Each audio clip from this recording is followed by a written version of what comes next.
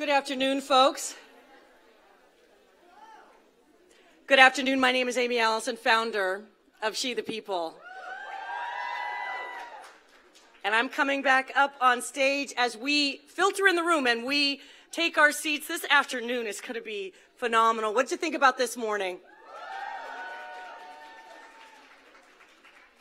I was sitting on the side, feeling my heart swell up, feeling like this room is a manifestation of a long-held dream that I have had. That is our voices and our vision being on display. So let me tell you a few things that I've heard so far. For those of you who are joining the live stream on Facebook or on YouTube, I am reading the most beautiful comments for people who have stumbled across the comments of Linda Sarsour, or the comments of Deb Holland, or some of our other amazing speakers this morning. For those of you in the room who have stopped me and said, I've never experienced a room like this, give me a shout out, give me a clap if this is something you want to see. And I want to express deep gratitude to the organizations represented in this room. Any configuration of 30 women would have made an amazing event, because that's what kind of women are here assembled. We just saw a video featuring LaTosha Brown, who is working in the Black Belt. She is one of our hidden figures. There are top political strategists who are turning out the vote. And for those of you who don't know, black voters are 25% of the Democratic Party. No one's going to win in Congress. No one's going to win in governorship. No one's going to win in Senate without the enthusiastic support and organizing of black women like LaTosha Brown. So we have so much more to celebrate and to hear and to engage. And just to give you a preview, this is not a day and go home. We are 7 weeks before the most important election of our lifetimes. And so what that means is today is the beginning of a movement that will last at least 3 years to elevate the political voice of women of color. And one of the most important strategists who is poised to elevate and run a campaign through areas where people of color are the majority or near majority, places in the South, places in the Southwest, is an amazing, amazing leader. She's co-founder of the Texas Future Project and co-founder of Way to Win. Please put your hands together for Tori Gavito. All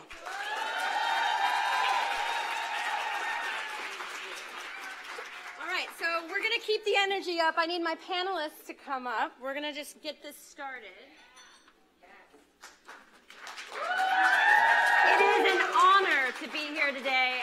It's so wonderful to see so many faces that I've known for decades, people that I've just met in the last 10 days. I mean, this is the power room right here. So I am Tori Gavito. I am executive director of the Texas Future Project and co-founder of Way to Win, which I co-founded with Jen Ancona, the lovely and smart Jen Ancona from Women's Donor Network, and Leah Hunt Hendricks from the Solidaire Donor Network. Right. And we founded Way to Win because, y'all, we know the way to win. We know the way to win. The way to win is to put our money where our mouth is and walk the talk, right? So in the last year, we've been in existence for 1 year, and in 1 year, we have moved $20 million political dollars to the efforts of the leaders in this room. We have funded 50 organizations in 20 states. We know these folks are registering hundreds of thousands of voters to take back power. We are investing in 20 congressional district races, 7 Senate races, and for those of you keeping score at home, that is more than enough races to take back power in Washington, D.C. That's right. We're also investing in a slew of down-ballot races. There are 30 state legislators up for grabs, and it's a historic moment where we've got Stacey Abrams in Georgia, Andrew Gillum in Florida, David Garcia in Arizona, and Ben Jealous in Maryland. that are going to make history. We know the way to win, y'all. The way to win is to invest in women on a mission. And I am on a mission. So in 2016, when we all went to bed kind of crying in our beer, I was quite happy because in 2016, because of the work of women in this room, where is she? Crystal Zermenio and Michelle Tremillo from the Texas Organizing Project and many others had swept Harris County, the largest swing county in the United States of America, in Houston, Texas, overlays Houston, Texas. They swept that county because they know the way to win is to invest in communities of color and knock on doors, and they did it. And we are now pushing Texas to swing state status because of the work of the women in this room. We know the way to win is to invest in women on a mission, and here is my mission. When I looked at the data in 2016, I saw that the states that had the most gains were those states where we have our power most concentrated. We have young people, people of color, and the most concentrated regions in the United States were the states that had the most gains in 2016. I am talking about Arizona, I am talking about Georgia, and yes, I am talking about Texas. And we did it with very little national investment. We did it with shoe power. And so I just want you to just take note for a minute with me, that Texas is a national strategy. Among those states that I just said had the biggest gains, Texas should be a national strategy, and with y'all's help, we can get it done. And let me tell you why it's important. Because by adding Texas to Colorado, New Mexico, Minnesota, and Virginia, Democrats could lose Michigan, Wisconsin, Pennsylvania, Ohio, Florida, Georgia, and Arizona, and still take the White House. Y'all, this is possible, and I'll tell you why it's possible. In Texas, we are just 600,000 votes down from taking that state. But there are 4 million people of color concentrated in 3 to 4 cities in our state. We can get it done, y'all, and we are doing it. Okay, last up, we know the way to win. We know the way to win is to invest in the women, not only on a mission, like on this panel, but the women who are actually winning, right? So I have here Montse from Arizona, Dewana from all over the South, mostly Alabama, and Tram from Virginia. These women are winning. They kicked Joe Arpaio out of his sheriff's seat in Arizona. They elected the first senator in 25 years from the state of Alabama. And they have taken Virginia on a steady march, not just to winning power, but actually delivering on progressive promises so that the people of Virginia have now 400,000 people have health care when they didn't before. Woo! These are the women getting the work done, and I am so proud that Way to Win is investing in them, and I'm so excited to hear from you about what y'all are doing next. So tell us about your missions, and we're going to start with Tram. Oh, my goodness. Okay.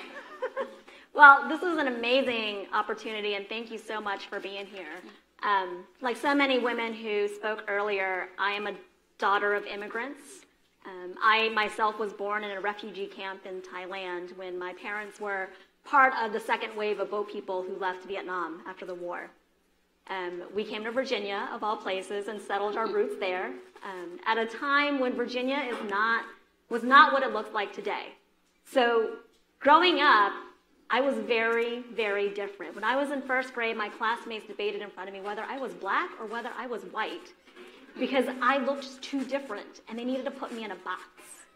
I grew up in a Virginia where not soon after that, when my parents took us on our first vacation and my sisters and I were excited to see our first swimming pool, we jumped in, and everybody else jumped out and said, "Chinks in the pool."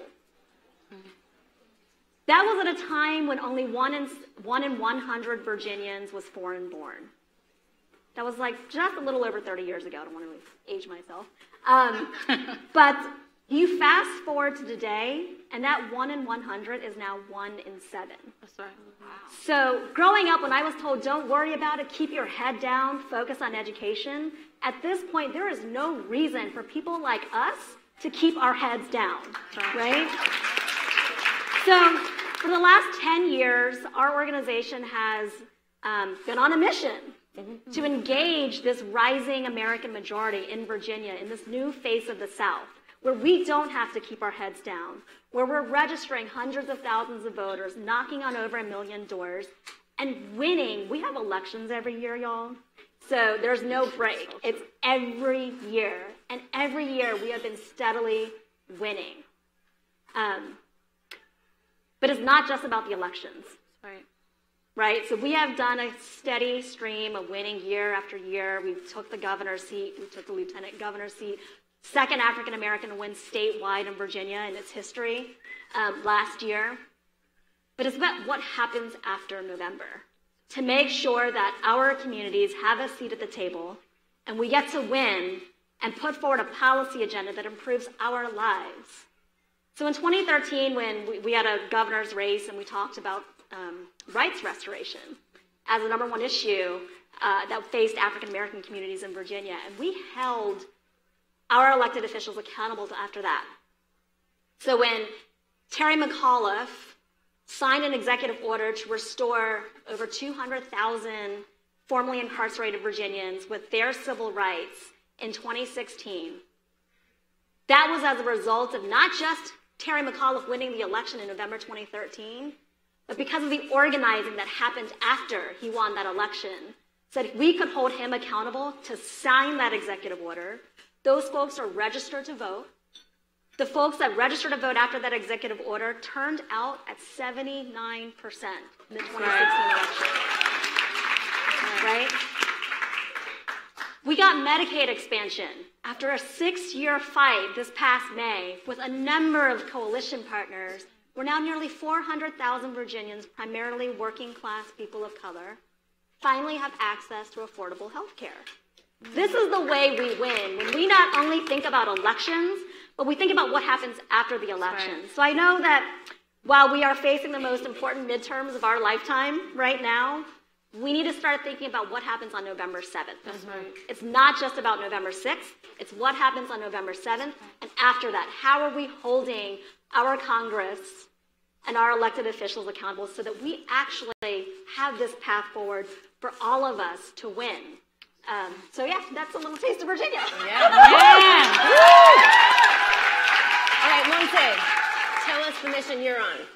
Hey everyone, again, my name is Monse. I'm currently the director of One Arizona. We are a coalition of 18 groups. Yeah! We have some members here. Special shout out.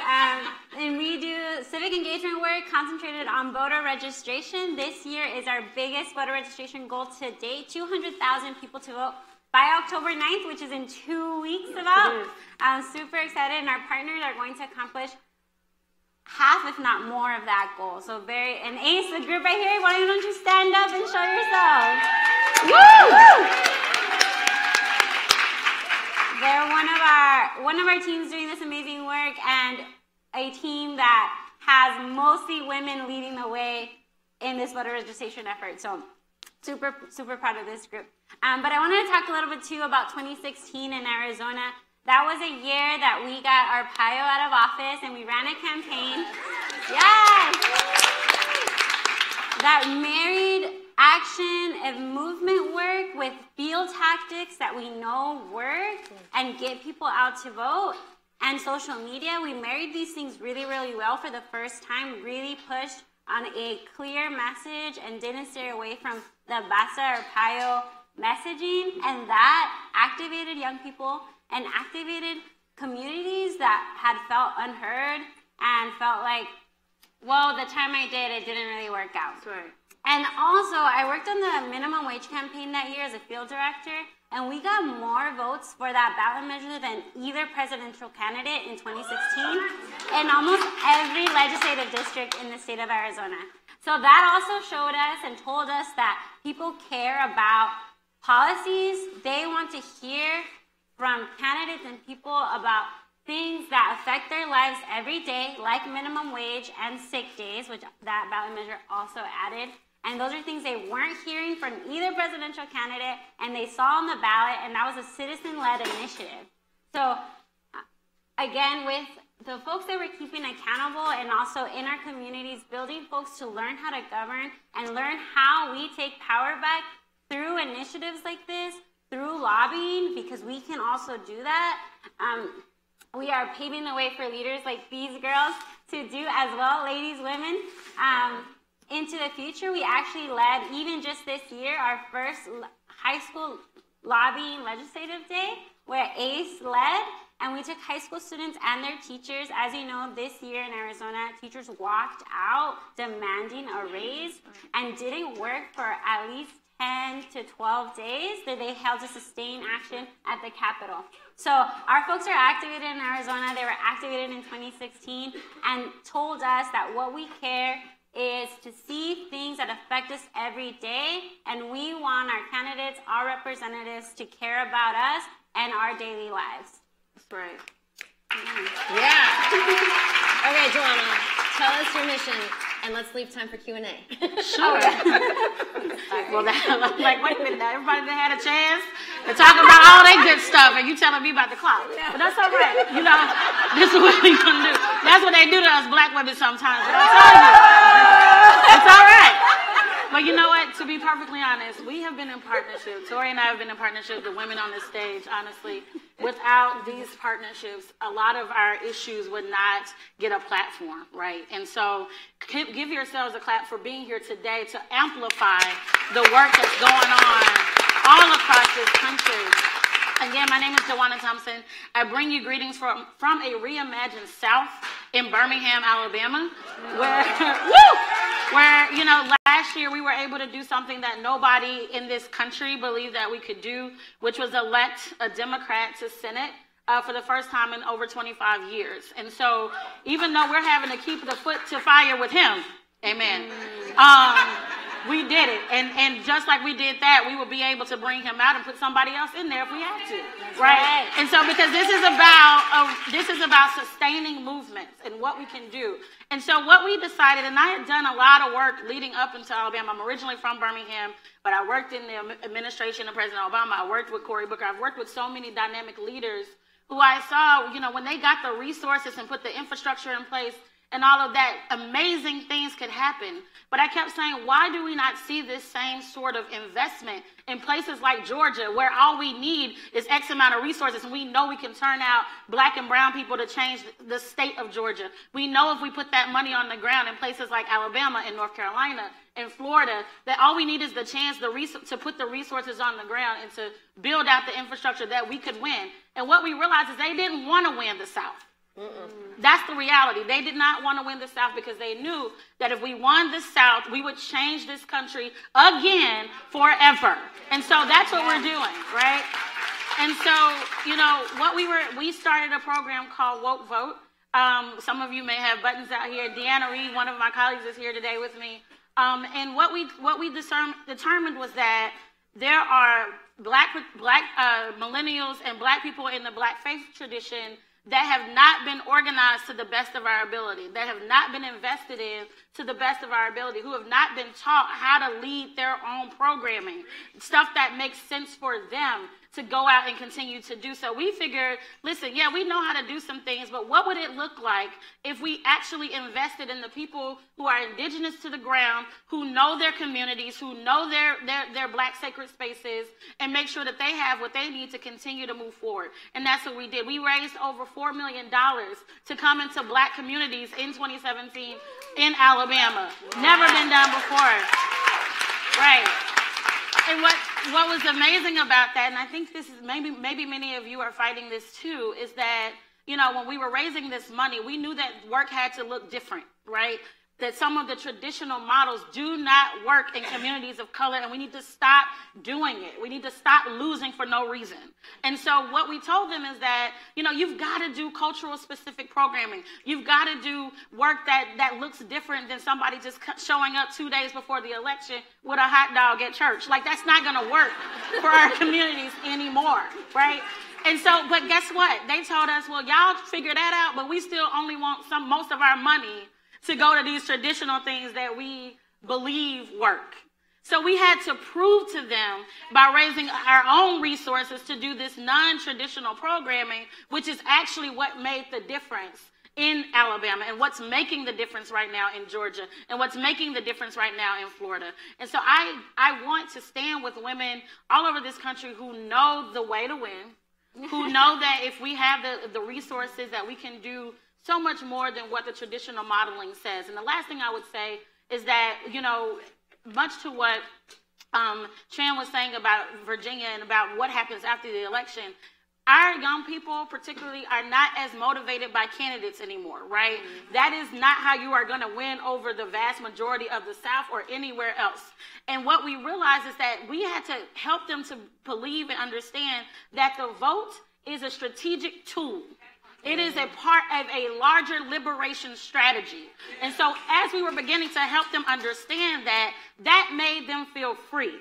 People want to feel free. Right, and so the work that we're doing, we trained over 50-something Woke Vote fellows over the summer for 8 weeks, taught them every possible thing that they could learn about, we call it from the rooter to the tutor, about politics, right, about every single part, and now they're leading the work in over 9 states across the South. They're the ones who are organizing their communities, went back to their states, and are doing the work, and so we will continue to put the resources into the people on the ground, and we're going to win Florida. We're going to win Georgia. We're going to win North Carolina and Alabama this year.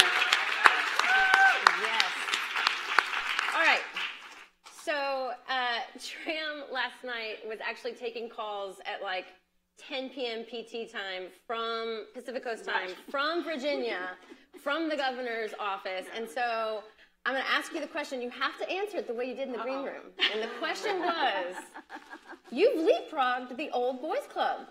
You are in the circle of power. You are in the hall of power. How did you do it? Yes, Tram. How did you do it? In the green room, I said I make people cry. And there's a little bit of ring truth to that. But, you know, frankly, I mean, yeah, part of it is I jokingly say that, and I jokingly say I channel my inner white guy. But it's true. You have to demand a seat at the table. And I remember the first legislative session that I went to down in Richmond. It's like, who is this person here? She doesn't look like a typical lobbyist. And people weren't really necessarily taking me seriously or taking meetings. I would ride that elevator, and I would force conversations with members. And force them to listen to me until it got to a point where you build this, like, okay, she's tenacious, so let's listen to her. And then you build trust. I mean, a lot of this is about building trust in relationships and being an expert on the issues that impact our people, right? So if you want to talk about policies that impact Black communities, brown communities, low-income folks, and we're not actually at the seat of the table, that's right. Your policies aren't improving our lives, right? So yeah, but yes, I do make some people cry. Okay, Monse, tell us again why you think Arizona this cycle is going to show the way forward for the future. Well, like I said, and you said it best, right? We are teaching young people that voting is a tactic. Sometimes we call it the gateway drug to civic engagement. It's what gets us started. Thanks. And it shows us, it helps us start paying attention. And a lot of the work that we learned in 2016 with our Basta Arpaio campaign, with the minimum wage campaign, was that we know that knocking on doors matters, but we're also learning about text tactics and social media. That is where our community is too. My mom, who only speaks Spanish, refuses to speak English even though she understands it, gets all of her news on Facebook. And she even Googles things on Facebook, like recipes and things like this. Right. Like, this is where our community is, this is where our youth is, and we are neglecting to showcase oftentimes our work to be as loud as the other side on this tool. And that is something that we are really pushing for this year in our state. And also, we have more people of color in Arizona, more Latinos than ever before. They've always been there, and a bunch of them are turning of age, and they care about not just immigration, but Black lives. They care about people having health care. They care about women having the right to choose what they do with their body. And they are challenging us. They're challenging our organizations to say, I want to care about this too. I want us to talk about liberation. I want us to talk about justice. And I want us to go into courtrooms and find out why our young people are getting felonies and then now they can't vote because I just ran into people in a person in the parking lot telling me that they can't register to vote.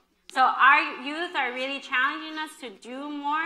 A lot of the reason why I'm here, a lot of the reason why I'm now the director of One Arizona is because I'm a trusted young person in the community, and I was given an opportunity and was told, you can do this, Monse, you can lead the way, and we trust you to be our face. So putting trust in the folks that are around us, and that we're training and that we are claiming are the future, trusting that and bringing them in and understanding that the things that they're saying in ways that the everyday voter speaks is how our young people speak, and that's the messaging that we're bringing along. And also, for the first time in Arizona, we're seeing more candidates of color. So it's not like in California and other places where there's a lot of candidates of color and then you have to decipher. It's the first time that we have an actual candidate of color. So it's not and that is a huge deal. People are seeing themselves on the ballot. They're seeing themselves on TV. They're seeing themselves in these conversations in ways that they've had. And we had a Native Vote Strategy session last year, and that, like Latinos, Native folks also said, I don't see myself on the ballot. I don't see myself in the political process, and I would like to. And this is the first year that is a big deal in Arizona, and our community is paying more attention. Awesome. Yeah. Really related to that then, Dewana, for you, there's this is a really high level room and we could all be exchanging a lot of notes, but there are people watching online. What advice would you have for people who are coming into this space, new to politics? Like Monse says, we have to start trusting, we have to deal folks in. Yeah. So what would be your advice to people watching about how to jump into politics? Well, I would say, first of all, stay true to whatever your moral compass is and what you believe your community needs and understands, right? And also start local. A lot of the work that we were able to do quickly because we partnered with people who never left those communities, who knew where Miss Susie was on the corner, who sells, cupcakes on Fridays, but can get everybody to the polling center on Saturday, right? So if you start with who's there and start with what you know, that's the first thing. The other thing is to not get caught up in something that is not your fight. And the reason why I want to say that is, while our work sometimes supports each other, there is a building, if you will, that they've tried to create a space where there's not enough, where there's a scarcity mentality, that there's not enough resources for all of the work that has to happen across our communities. And what we have to do is fight against that narrative by organizing ourselves, coordinating our work together to make sure that when we're putting plans before funders, when we're putting plans before whomever it is that's going to lift up our work, that it includes everybody's program, that everybody's program has the resources to do what they need to do, so that we don't have to feel that we're in conflict with each other, that our programs are in conflict with each other. And so by doing that, I think we create a united front, and we create a space where people of color particularly are not just asking for a seat at the table, but we're saying, you can keep the table, give us the lumber, right? Give us the means to build our own table. And when you say that, that is what sustains longer than the moment that we're in. So that's what I've been telling a lot of people who are getting in. And to also note that for a lot of people, what happens in Washington, D.C. seems so far away, right? They're like, that they never understand that the fact that, what's going on in my immediate community. So anything that we can do to connect what happens in D.C. to what's happening local, to help people see that in a tangible way, that is really going to change the reality for so many people in that community. And a lot of times it starts with just reminding people what people's roles do. What does a congressperson do? What does a governor do? What does a district attorney do?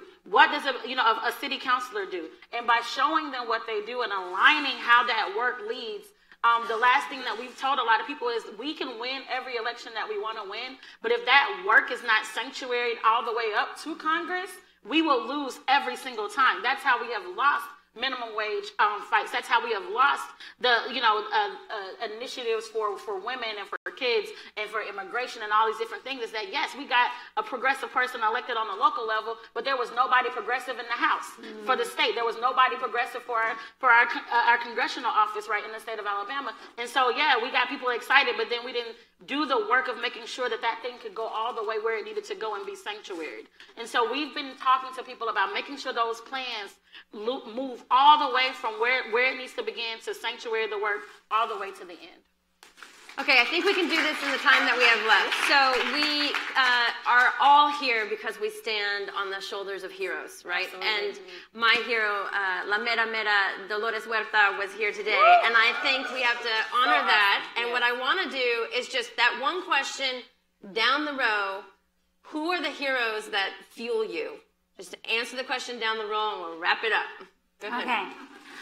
Well, I was born and raised in Arizona, and I'm still in Arizona to speak to being in the community that I want to see change, and I want Arizona to be the Arizona that I know it can be. So I'm inspired every day by the women that I get to work with in our state. This year is the first year that the women that have been doing the work have been given the titles of that hard work that they've been doing, and I feel so inspired and blessed to be working side by them and acknowledging their value and having them be at the table deciding, strategizing what is going to be the way to win in Arizona. So, for sure.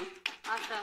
I would be remiss if I didn't say my mother. She's one of, so many of us know the hidden figures, the women in our communities who will never be named in these spaces. But my mom actually, as a college student, worked on the first election for the first black mayor of Birmingham, and I didn't find that out till like 2 days ago, right?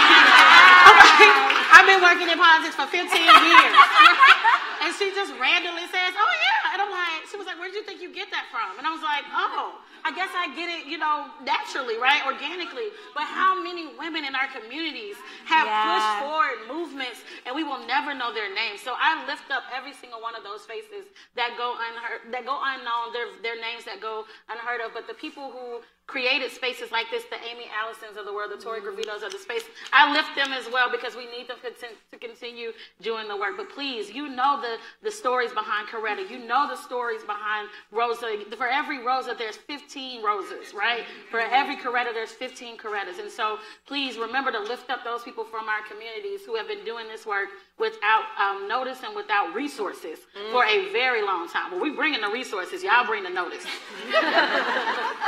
All right, Tram. I mean, I honestly have to echo both Monse and it's about those hidden figures, right? And I as soon as you asked that question, Tori, I immediately thought of my mom. Yeah. And I know that sounds pretty cliched, but when my parents left Vietnam all those years ago, they left behind their dreams. Yeah. Right? They were forced to leave their country. They didn't have an opportunity to pursue their dreams. All they had was a hope that my sisters and I could pursue our dreams. And so I live that every day. I see my parents struggle coming to this country with nothing. My mom was basically a single mother while my dad had to leave us to actually try to get a bachelor's degree so he could get a job somewhere in this country. And she worked at McDonald's, just raising us 4 daughters. And so people like her, the everyday working people who are our community, those are the everyday heroes that we need to lift up on a daily basis. Excellent. Thank you all so much. I hope you're inspired to take on this cycle. Now you'll know when to and join us.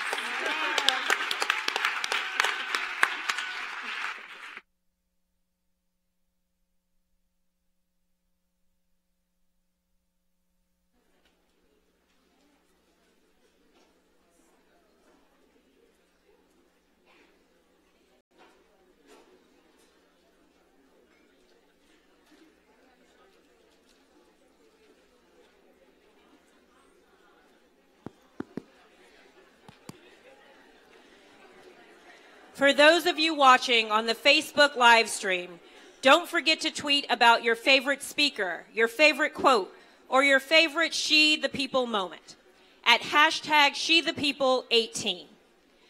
At this time, we'd like to invite all of the folks who are along the walls or who are still standing to come on in and grab a seat and join in. ROC, ROC.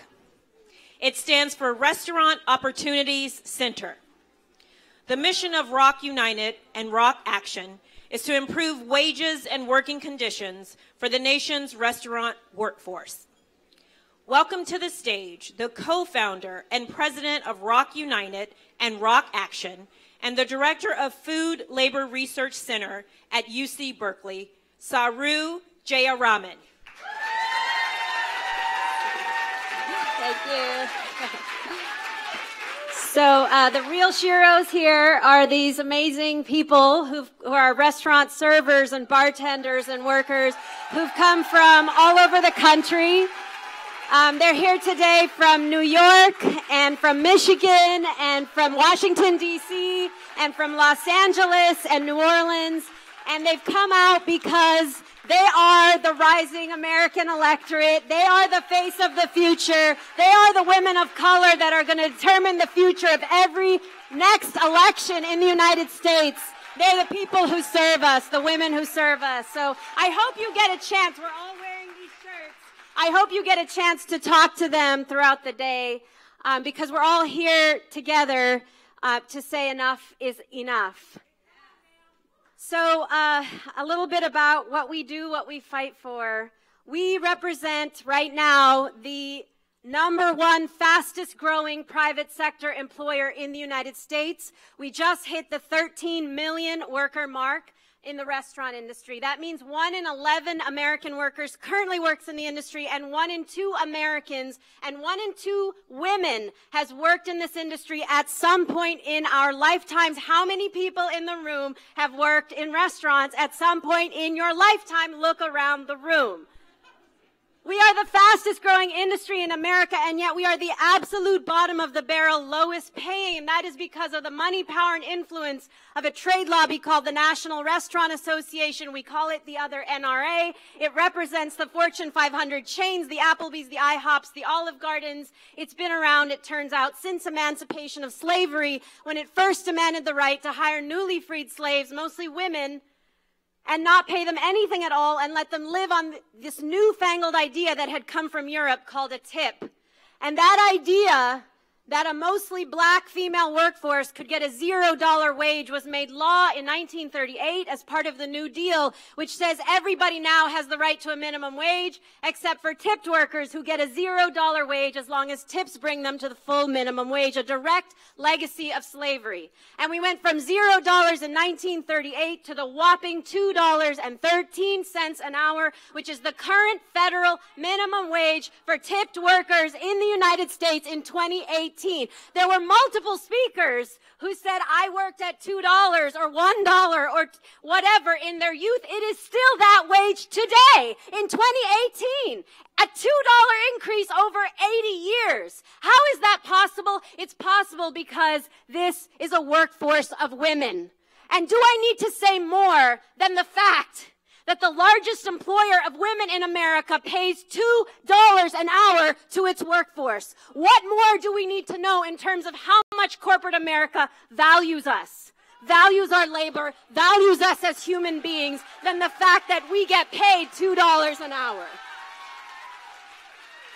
And when you have a majority female workforce working for $2 and $3 an hour in 43 states in the United States, you have a workforce that faces literally and statistically the highest rates of sexual harassment of any industry because we must tolerate all kinds of inappropriate customer behavior to feed our families and tips. Almost half of us are single mothers feeding our families on tips. We got an enormous boost and such a wonderful moment with Me Too and Time's Up. And we want to thank our sisters in so many different sectors, not just Hollywood, but domestic workers and farm workers. And we all stood together.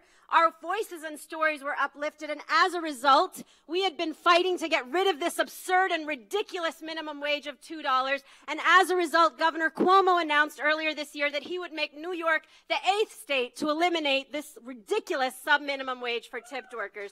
It was a huge victory. He hasn't done it yet.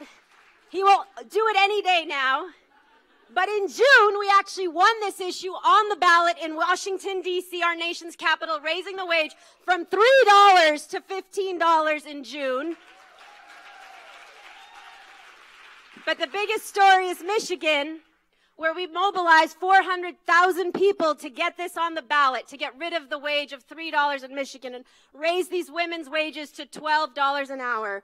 We got all the signatures. We were ordered to be on the ballot. And the Tea Party Republican legislature, out of fear that we would drive women of color to the polls, made our ballot measure law. Tripled the wages for women in Michigan from $3 to $3.52 to $12 just to keep us from going to the polls. So I want you to know how powerful we are. We're so powerful, we can make Republicans triple women's wages. They're so afraid that we will vote.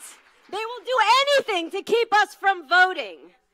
And we're going to keep fighting. We're mobilizing the 435,000 restaurant workers in Michigan. And by the way, we lost that state to Trump by just 11,000 votes. And there are 435,000 restaurant workers, most of whom don't vote, that we are mobilizing to go to the polls saying, you want to raise, but if you want to keep it, you got to go vote.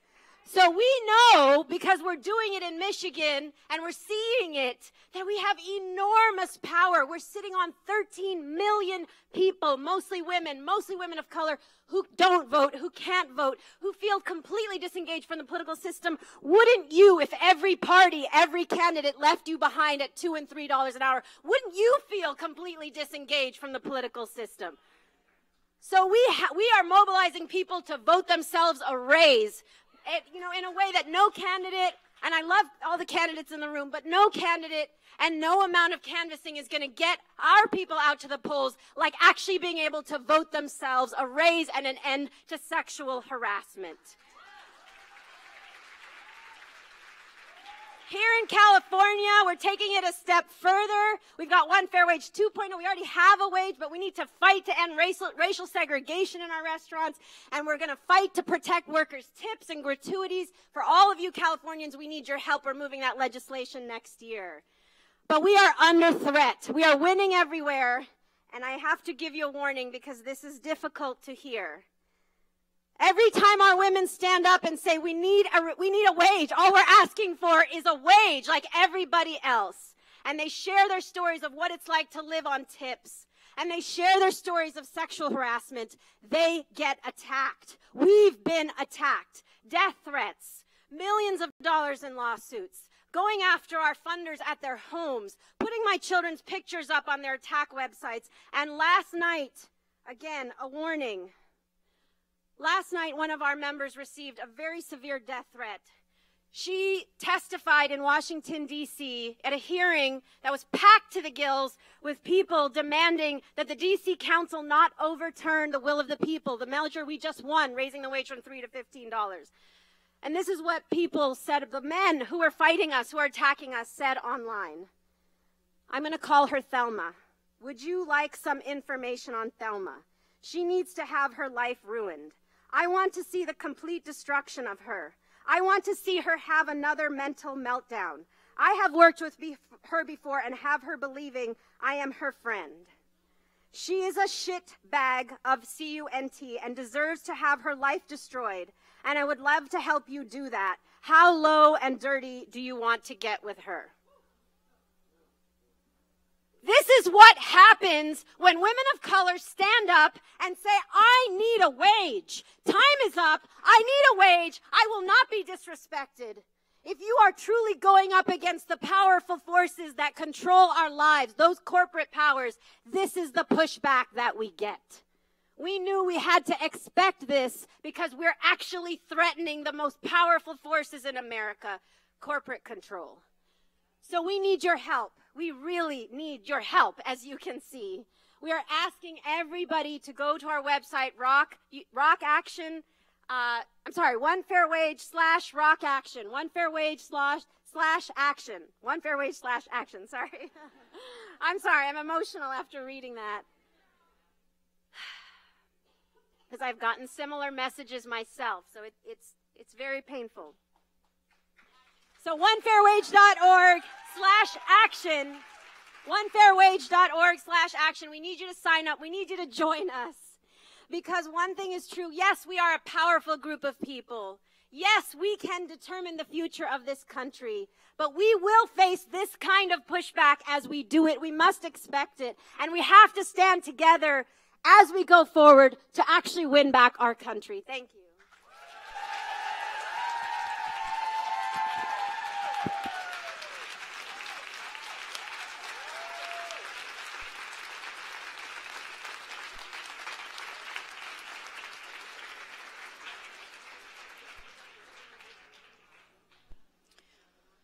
The Coalition for Humane Immigrant Rights, or CHIRLA, was founded in 1986. CHIRLA is a California leader with national impact, made of diverse immigrant families and individuals who act as agents of social change to achieve a world with freedom of mobility, full human rights, and true participatory democracy. Its mission is to achieve a just society, fully inclusive of immigrants. Please help us welcome to the stage the Executive Director of CHIRLA, Angelica Sales.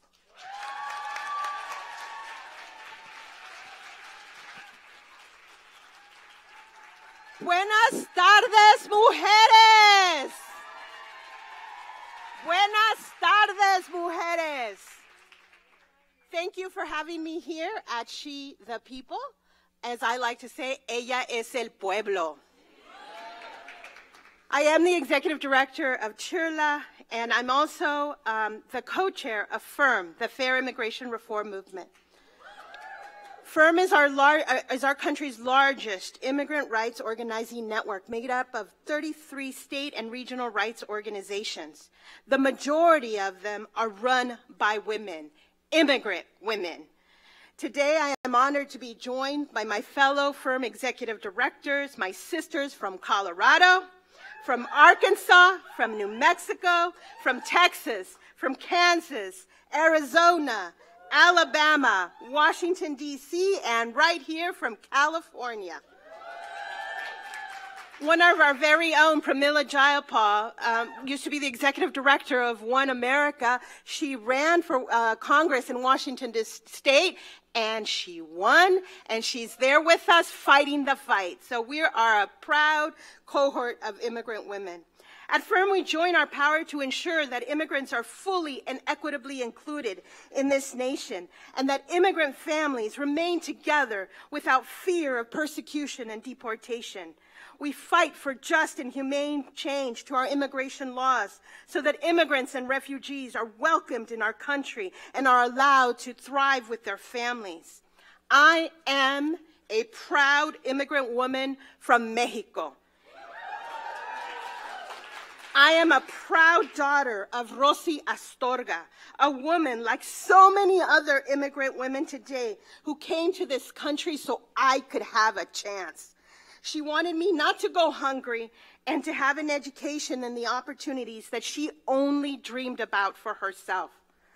I am here today to demand, to ask that you continue to take action for our immigrant and refugee sisters in this country and around the world. There are approximately 21 million immigrant women in the United States, and in the world, women make up half the world's 244 million migrants. Half of the 68 million forcibly displaced people, refugees, and asylum seekers are women. Let me tell you, let me remind you, it is war, it is violence, it is rape, it is feminicide, and it is poverty that are the generators of migration.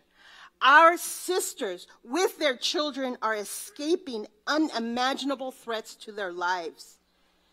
Developing countries are receiving 85% of the world's migrants and refugees. So there's a lot of women here, many who are running for office, and so I ask you, as women leaders, we must demand that the U.S. do its part and receive the many of the very people who have been harmed by this country's foreign relations decisions and intervention in their countries. We must take responsibility. We cannot turn a blind eye to this humanitarian crisis, and we must stop the Trump administration's cruelty and obsession with tearing families apart at the border and in our neighborhoods.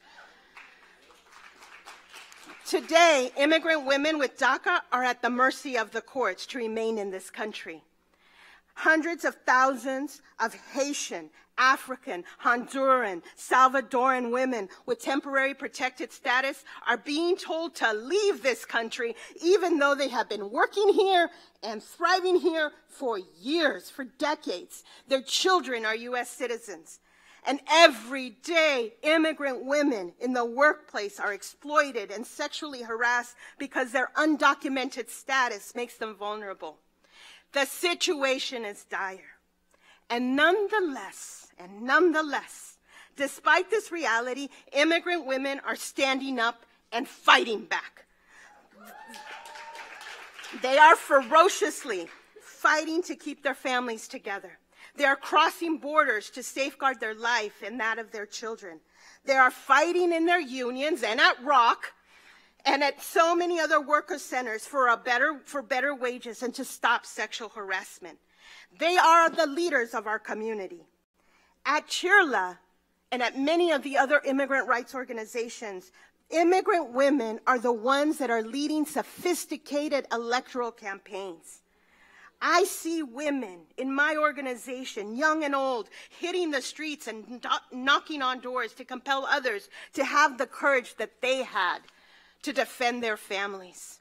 In California, our purpose is to get to 216,000 voters to come out and vote with courage, to unite our vote for a better future. This is our home, and so this is our fight. Immigrant women are taking action across this country to make justice real in everyone's lives. We know that our liberation is tied to the liberation of our African American brothers and sisters, because when they have full citizenship, we can too. We're fighting for LGBTQ rights because we know that love knows no borders and no gender boundaries. We're fighting for housing, access to education, better wages, and for criminal justice reform, because only by uniting our power can we change the unequal systems that deny us our humanity. I will conclude by bringing, once again, the spirit of Harriet Tubman to our gathering. As a child, I remember learning about her and her perilous journeys to help set people free through the Underground Railroad. I came to this country as a child, undocumented, in the dark, through mountains and through rivers. And when I read about her, I thought she was leading people like me and my family. Harriet Tubman demanded courage from those who followed her, because she knew that turning back was not an option, and that freedom demands every ounce of fierceness in our spirit. Sisters, we must be fierce. We must stand together. We will not turn back because our freedom and our lives are on the line. Se puede. Se puede. Thank you very much.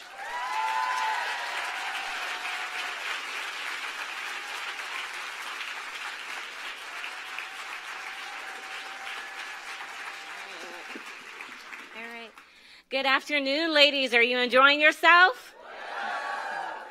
I'm Ashanti Golar. I'm one of the members of the steering committee for She the People, but every day I have the honor of being the national political director for Emerge America. At Emerge America, we recruit and train Democratic women to run for office. We started in 2002 here in California with Emerge California. Now we're in half the country, 25 states. We trained 4,000 women to run for office. 800 of those women are running for office this cycle. And I'm honored to be here with all of my Emerge sisters. If they would stand, these are the ladies that do the work on the ground every day.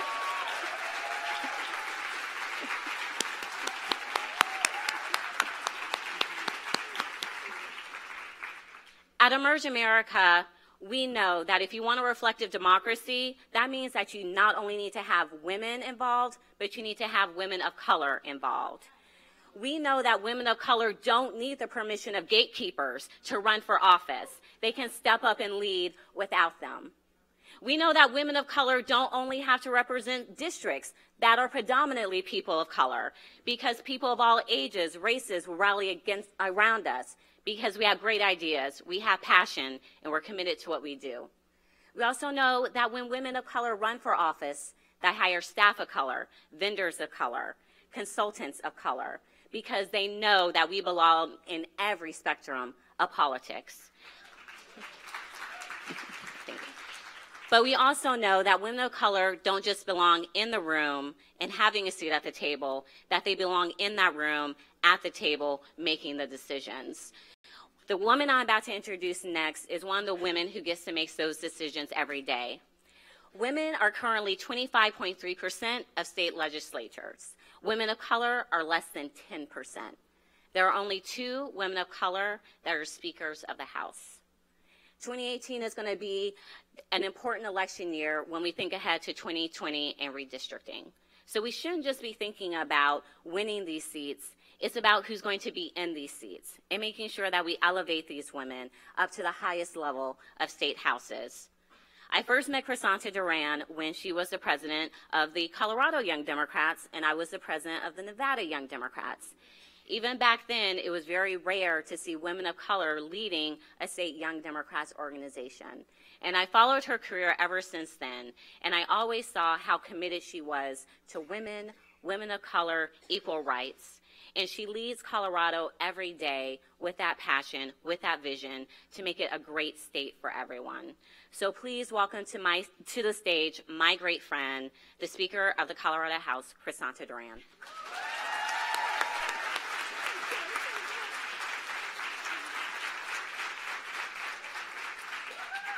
How we doing, She the People? I am so excited to be here with each and every one of you at a time when women of color are organizing and mobilizing and running for office and winning like never before. And as I look around this room, I am inspired because as I look at each and every single one of you, you are representative of the best of what America can be and what America has to offer. And I am proud to be on this journey with each and every one of you, a journey that seeks to make sure that we have an economy that works for all and not just those at the top, and a journey that must not stop until no one is taken for granted and no one is left behind.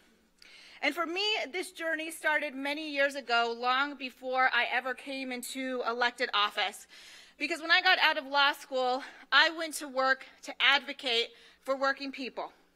So that grocery clerks who stock the shelves late at night, nurses who take care of our loved ones in a time of need and a time of sickness, and meatpacking workers who cut the steaks for your dinner room tables would have access to livable wages, affordable and quality health care, and a pension that they could actually count on. And it was that first job out of law school that I had the opportunity to sit at negotiation tables on behalf of workers and across from corporate executives to take on the tough issues and to negotiate to make sure that more families would have access to economic security and access to the American dream. And I knew something then that I still know today, and that is that the backbone of our country has been built by working people. And a sad reality today is that there are too many tables of power in America that do not have leaders that understand the plight of working people. But we must do better. We cannot lead our communities unless we walk a mile in the shoes of those that we seek to represent. And it was with this understanding that when I became the first Speaker of the House and Latina in the country,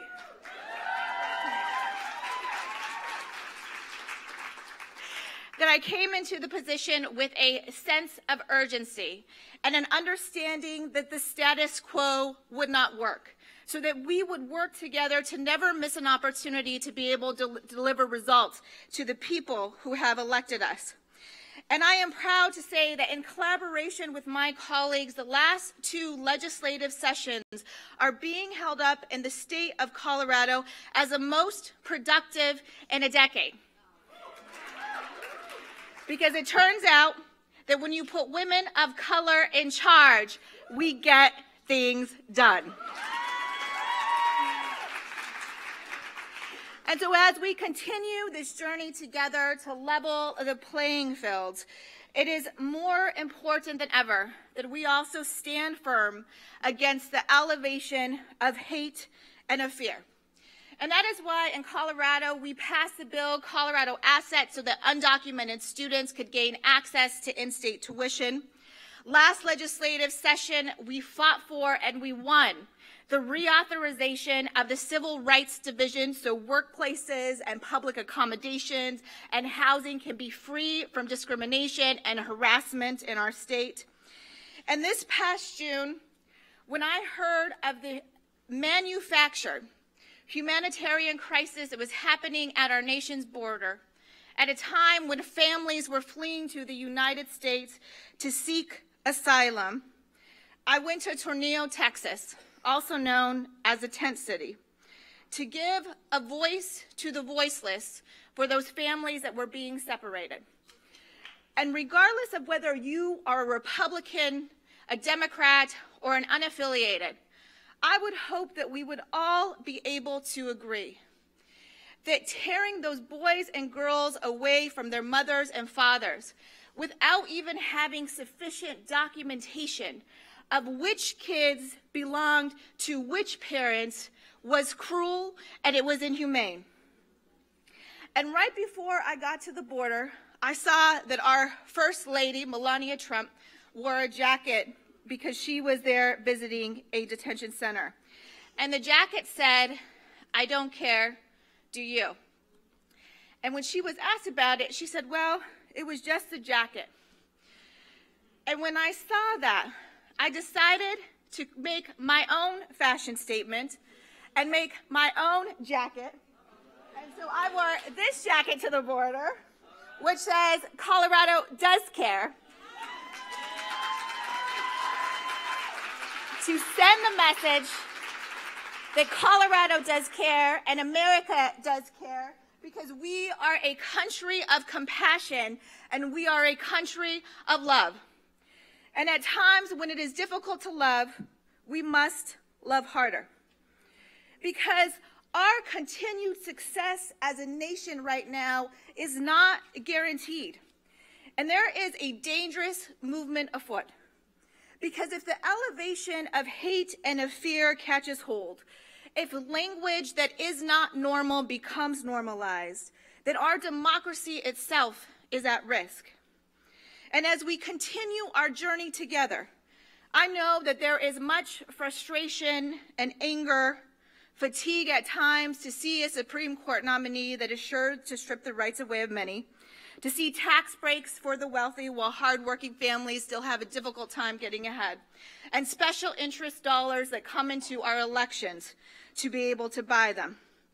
But in these times that I think about when I was 29 years old and I decided to run for office, and I was outspent and there were attack ads against me, and I know that I would not be standing here in front of you today if it wasn't for the power of something that is greater than money in this country, and that is the power of people.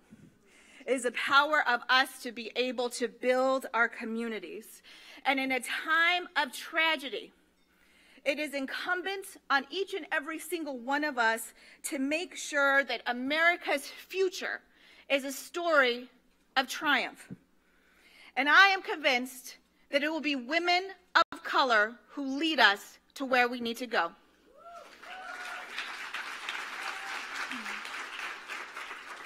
So let's build our communities together. Let's vote together. Let's run for office together. And let's win together. Thank you.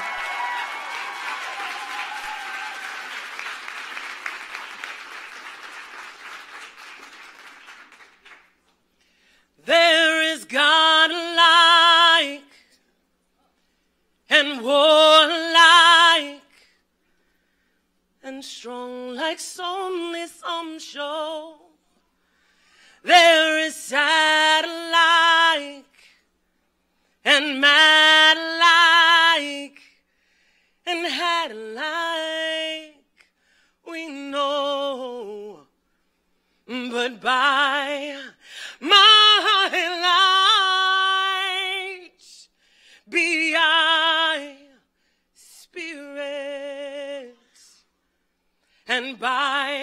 my heart be I a woman. By mine eyes be I open, and by my hands be I whole. They say slowly brings the least shock, but no matter how slow I walk, I leave traces, empty spaces, and doors unlocked. But by my heart be I spirit, and by my heart be I woman. By my eyes be I open, and by my hands be I whole. Listen, there are waters hid beneath us. In a well we'll find them still. I'll take you to them. You take your young ones, and may they take their own in turn. And by your heart be you spirits, and by your heart be you woman. By your eyes be you open, and by your hands be you whole. We are ones. We're the next due ones. And I know we'll choose it well, though we try hard. Some may fall prey to the jaded jewel, but still by our heart be we spirits, and by our heart be we human. By our eyes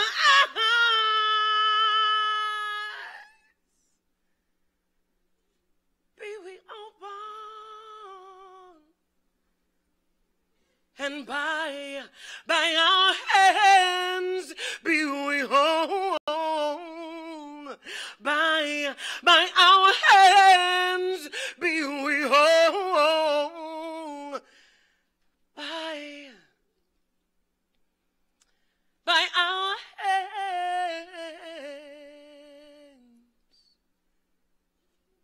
be we whole.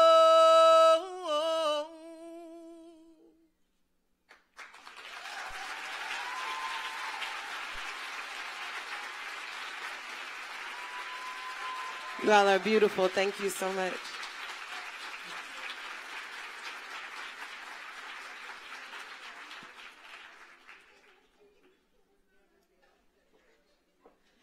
She the People, can we please give it up one more time for vocalist, songwriter, and producer Jennifer Johns?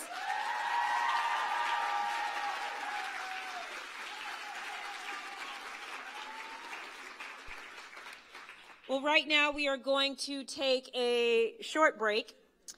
Use this opportunity to continue to make connections with the women who have traveled from 36 states to be amongst us today.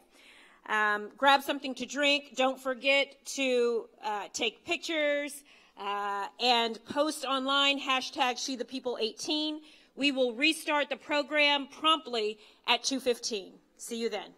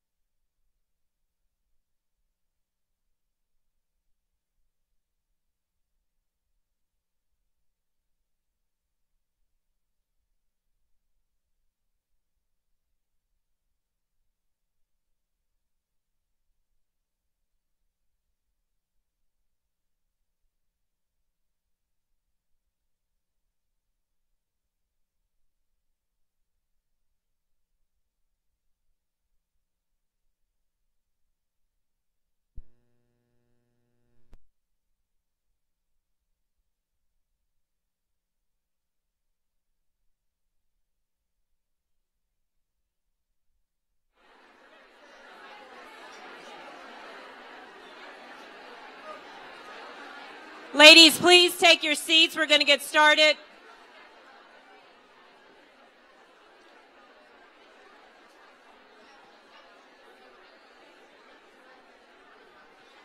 Ten, 9, 8, 7, 6, 5. Last one in their seat, is it? 4, 3, 2,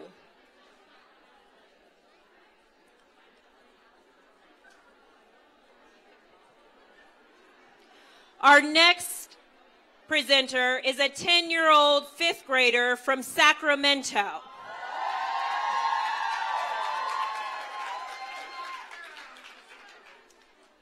She loves to inspire others through speaking, singing, and dancing. She authored her very first book at the age of 8,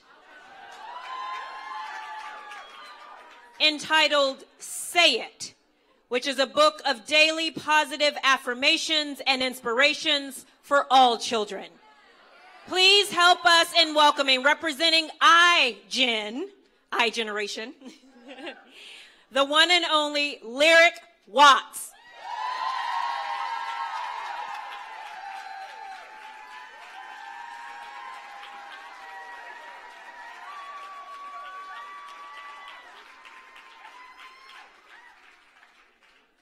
Good afternoon, everyone. My name is Lyric Watts, and I would like to thank everyone on the She the People Committee for inviting me here today to be a voice for my generation. I want to give a special thanks to Amy Allison for following her dream for this summit. Can we give it up for Amy Allison?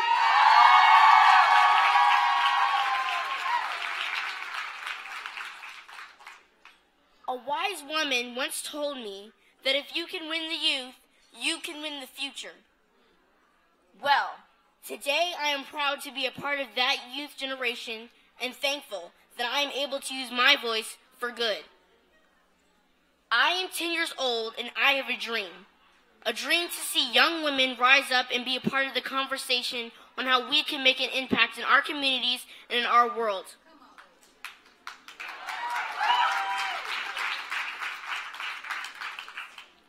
I believe that those girls, those women are in this room right now. Do I have any world changers in here? Let me hear you say, yeah. Do I have some powerful women in here? Let me hear you say, yeah.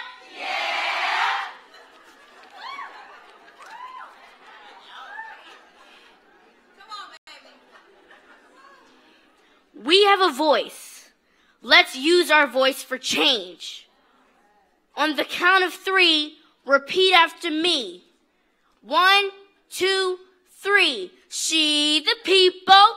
She the people. She the people. She the people. Who is she? No, really, I really want to know. Who is she? She is the girl who dreams big. Who is she? She's the girl who believes she can accomplish her goals. Who is she? She is not intimidated. Did you hear what I said?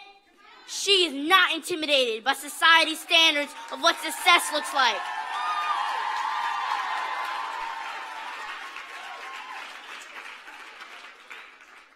She can start a revolution that's built on love. She is the one who gets up after being knocked down. She leads by example. She gets up no matter what. She can lead a nation. Yes, she can run for office. She can stand up for what's right. She can build our democracy. She has girl power. She can make a difference. She's a woman of color, and she can change the world.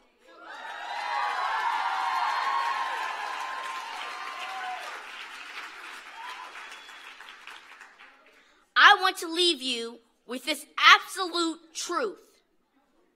Their time is up because our time is now.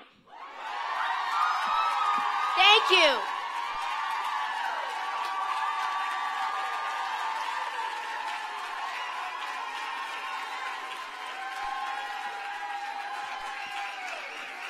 Lyric Watts, everybody, Lyric Watts.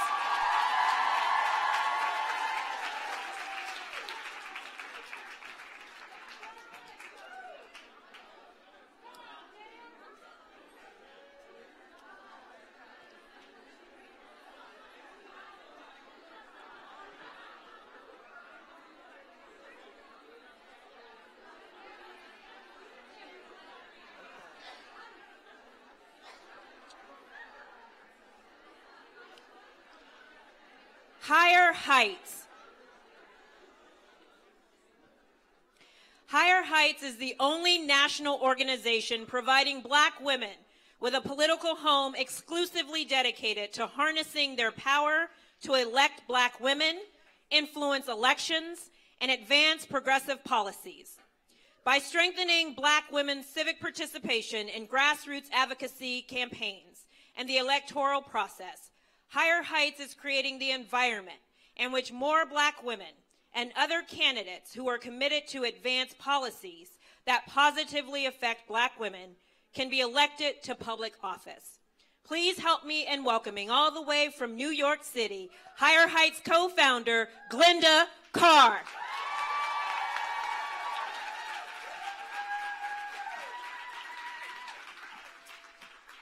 Good afternoon. This energy keeps building, and we've been here all day.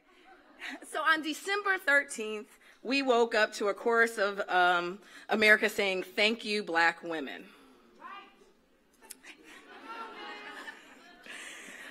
But that day when America had this resounding chorus of thank yous, we know that Black women and our allies have already known what we've always known, that Black women lead. I know that because I'm the great-granddaughter of Carrie Lee Dickens. She was born in 1895 and died shy of her 100th birthday.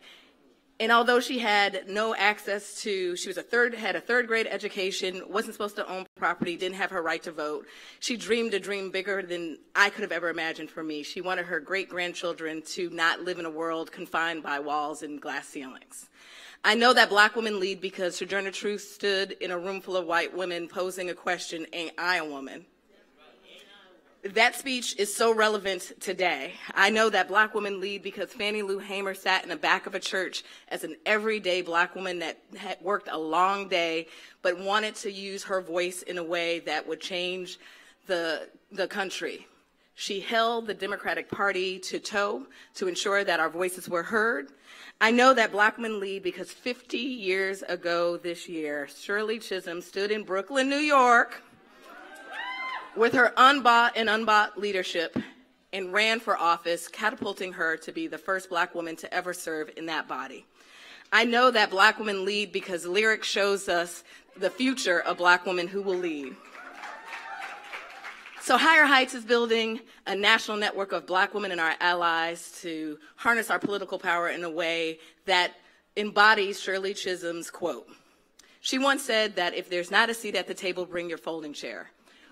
Our 21st century model of that are Black women are stepping off the sidelines and saying, "Get out my chair, this is my time."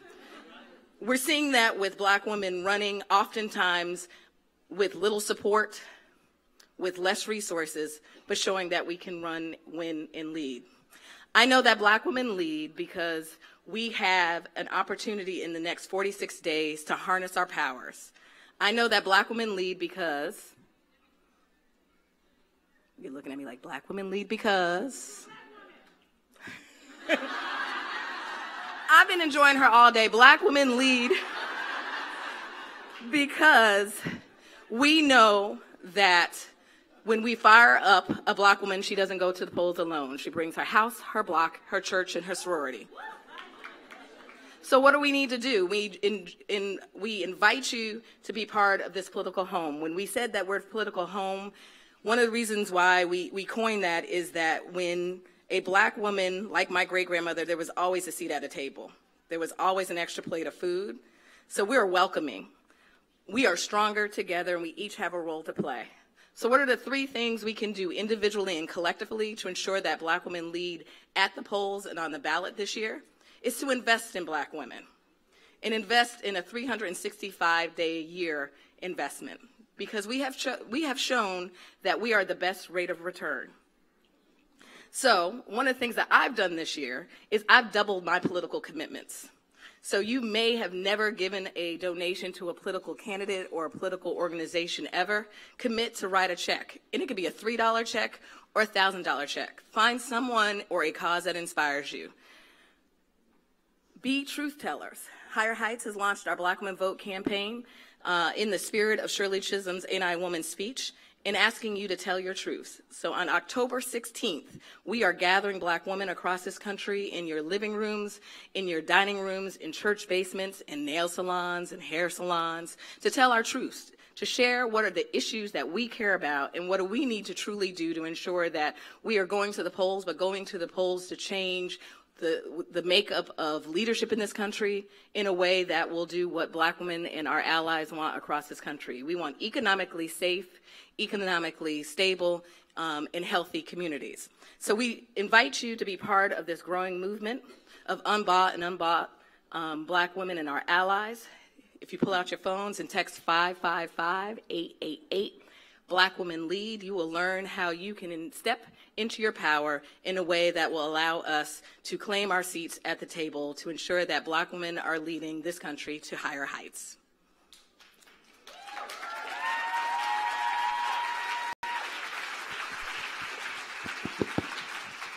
She the people, how we feeling? Well, looking at my Gucci, it's about that time. It's time to sound the alarm bells, because NT has entered the building. She's bold. She's audacious. She's unapologetically Black and female. And she's one of the 7 great political wonders of the world. Please help me in welcoming former Ohio State Senator, the president of our revolution, the one and only Nina Turner.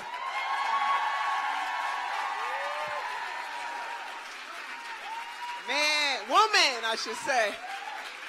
I received that, one of the 7th great political wonders of the world. Shut up. I'm gonna have to take Kimberly Ellis with me everywhere and introduce a sister. Y'all know what I'm saying? Oh my gosh, she the people. What can I say? I just gotta give a shout out to my sister girlfriend, Amy, for her vision. Baby, bringing women of color like this, setting the world on fire. I say fierce women shake the world.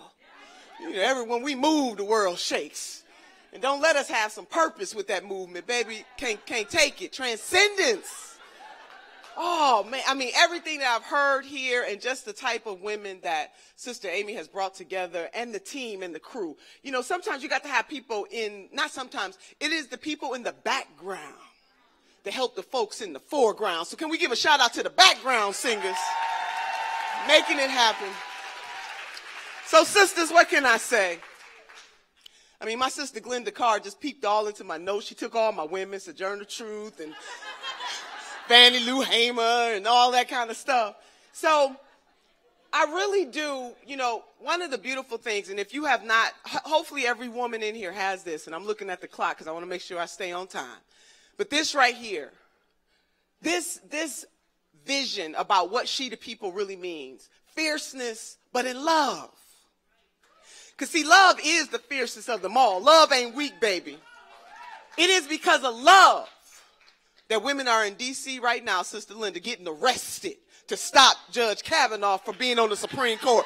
Love. It is because of love that Sister Fannie Lou Hamer shook that thing up. Love.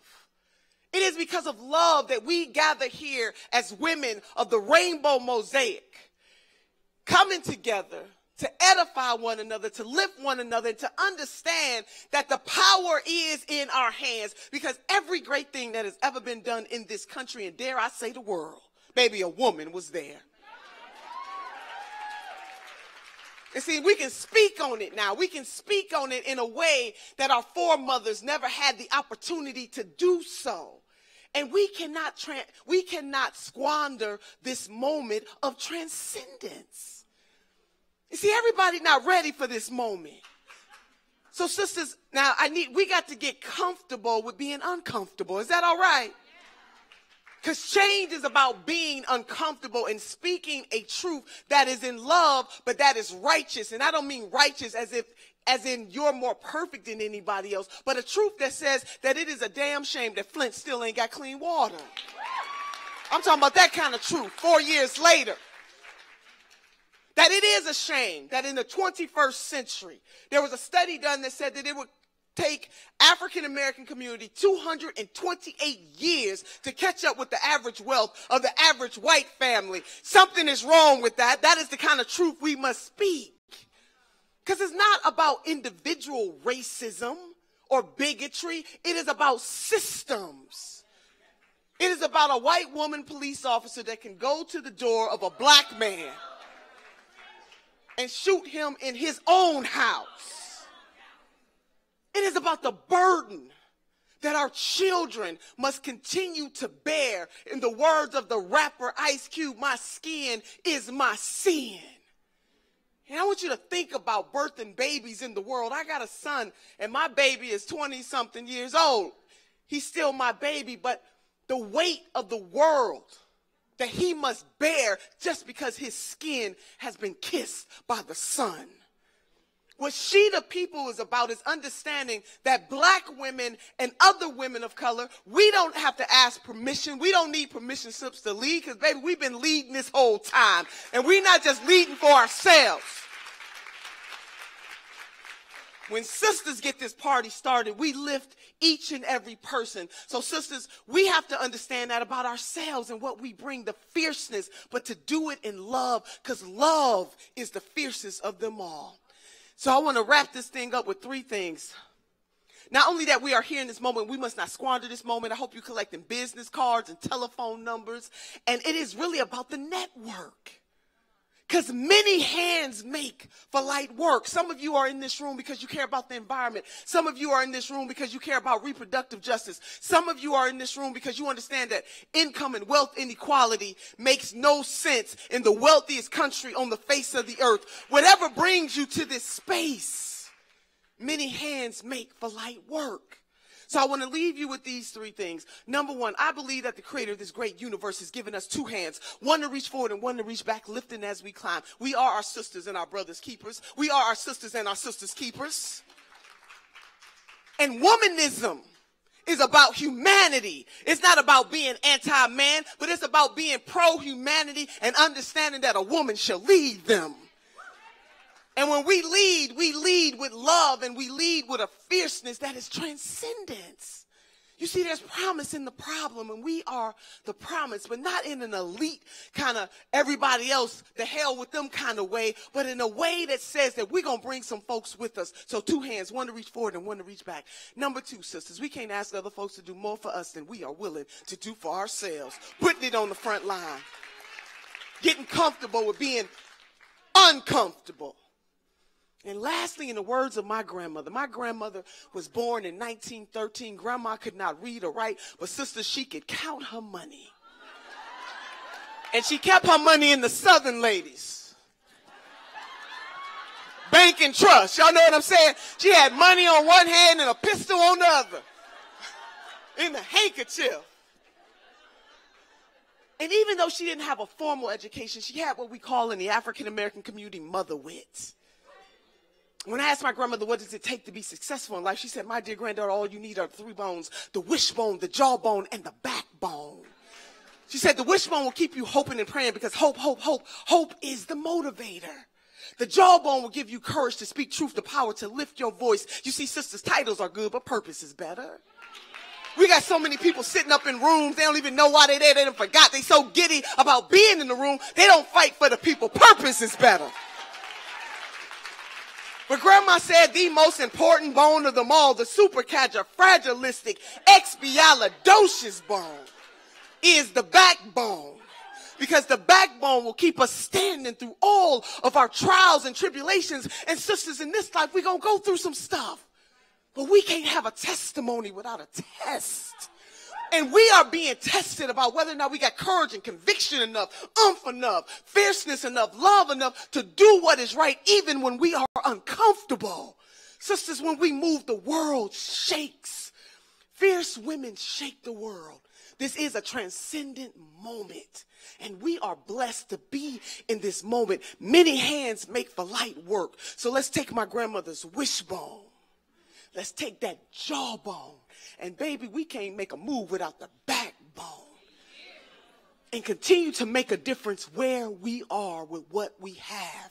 Transcendence is upon us. She the people, baby. She the people. She the people. She the people. Fierce women shake the world. My God. Yes. Give it up for Nina Turner.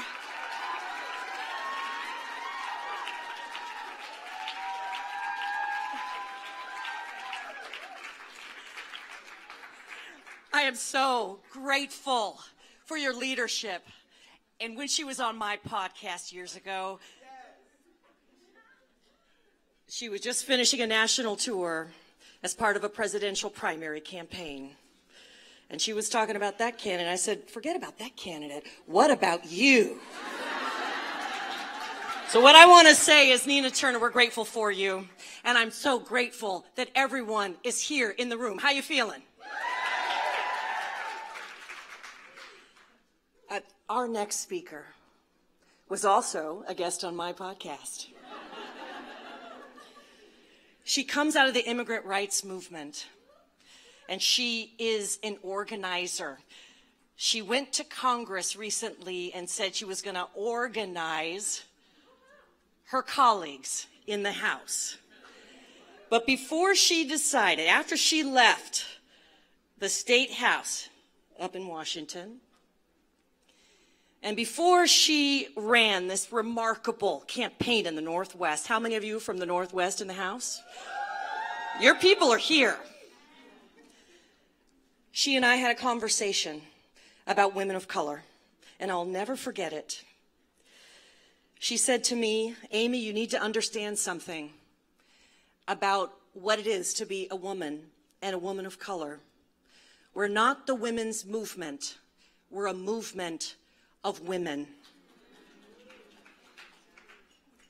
And when you said that, when she said that to me, universes came from it. She, the people, was in part born from how she helped me lift the veil from my eyes and see us for the powerhouse that we are. So please join me in welcoming and embracing the Congresswoman Pramila Jayapal.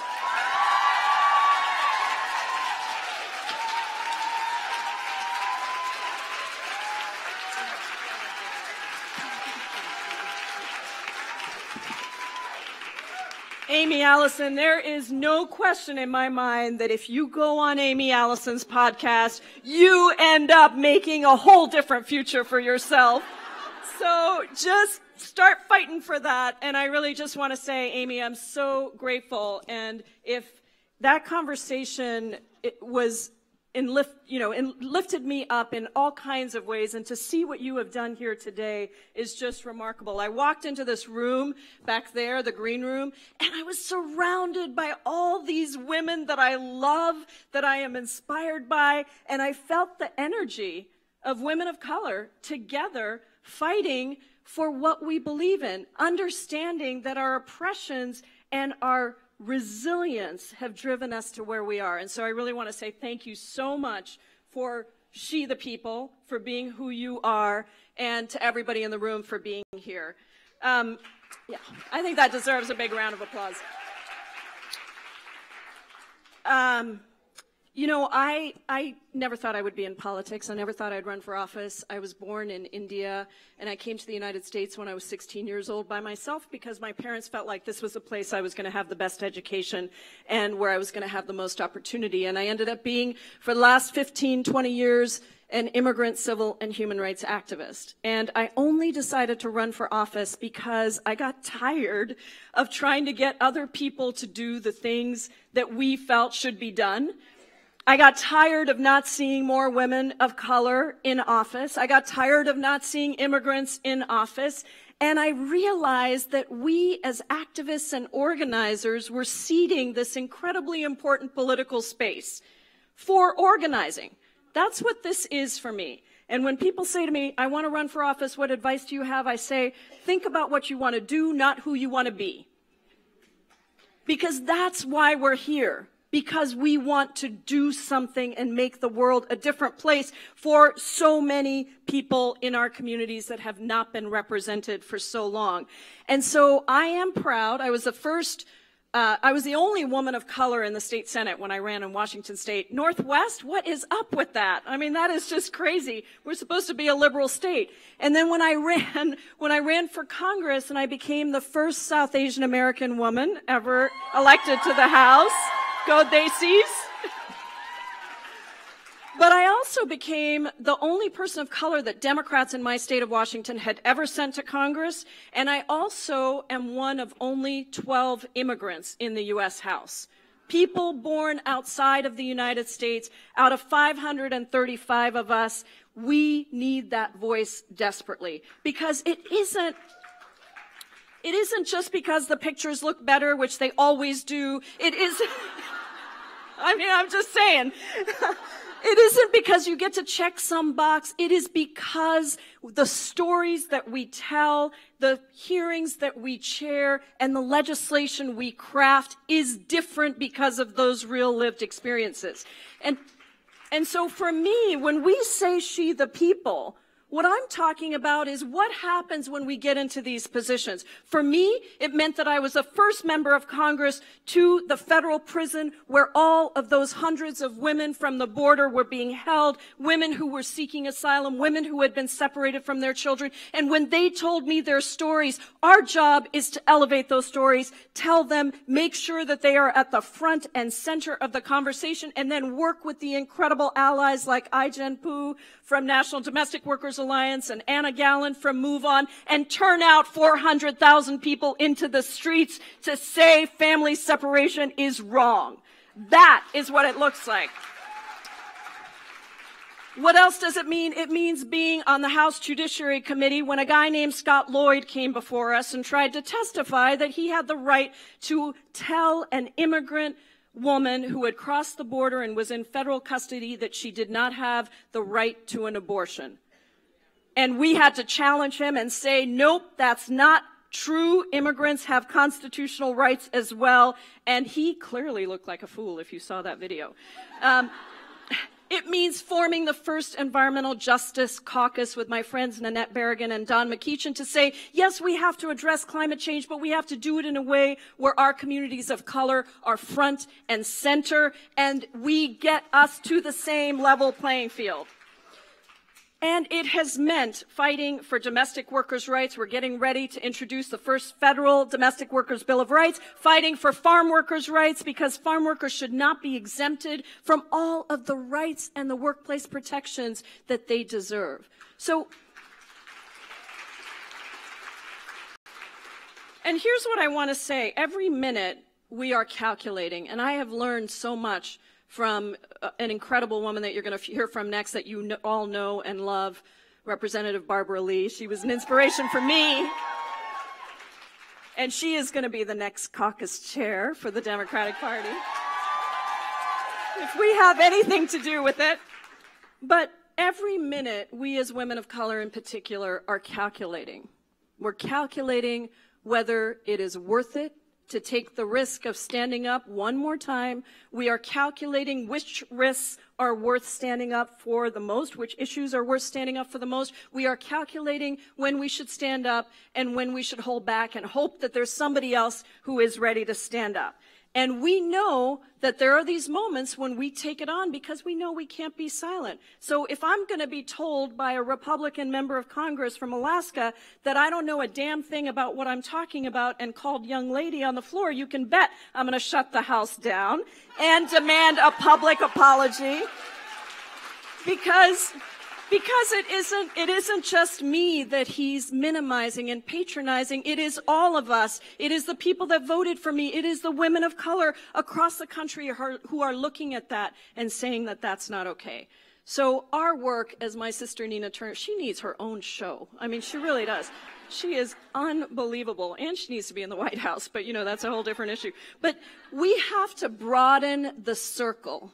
We really have to broaden the circle of people that are there, and that is why I am so excited that we will have Deb Haaland, that we will have Ilhan Omar, that we will have Rashida Tlaib, that we hopefully will have Gina Ortiz-Jones, that we will have these women of color across the country who are going to come into Congress and change the way that that body functions and the way that we ourselves stand up.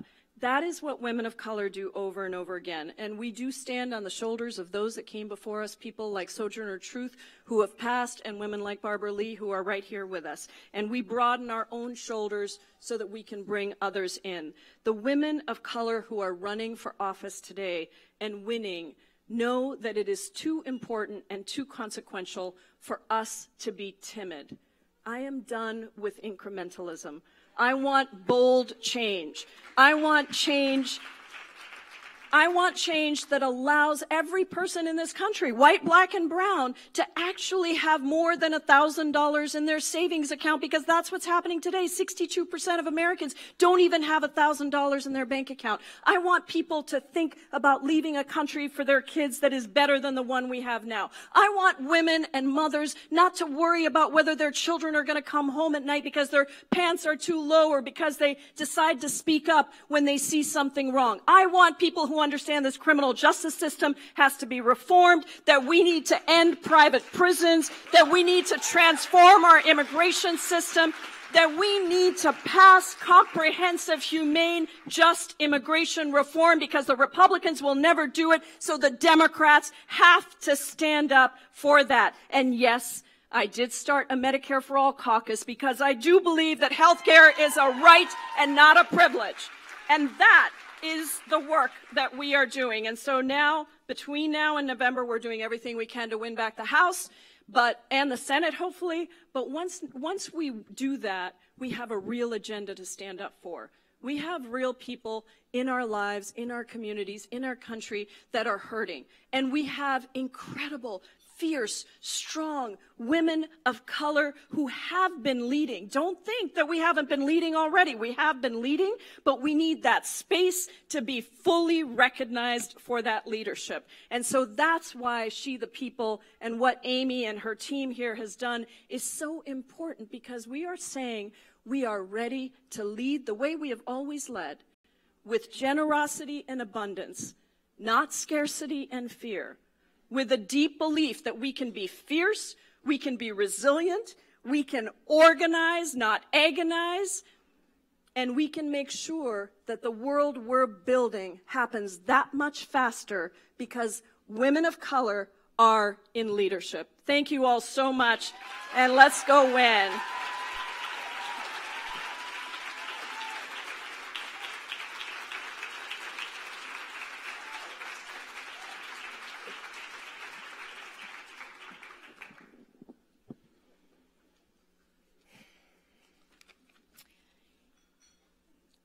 And now, a political icon. The former chair of the Congressional Black Caucus. She serves as the current whip and former co-chair of the Congressional Progressive Caucus. She's also the vice chair and founding member of the LGBT Equality Caucus. And today, she is poised to be the first Black woman to serve in the House Democratic leadership as the Democratic Caucus chair.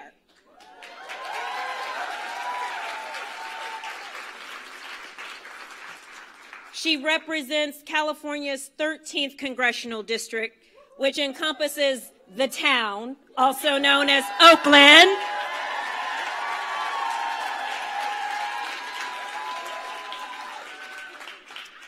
of the things that a lot of folks don't know about the Congresswoman is that she used to be a cheerleader when she was in high school. And as a former cheerleader myself, it's something that I really appreciate.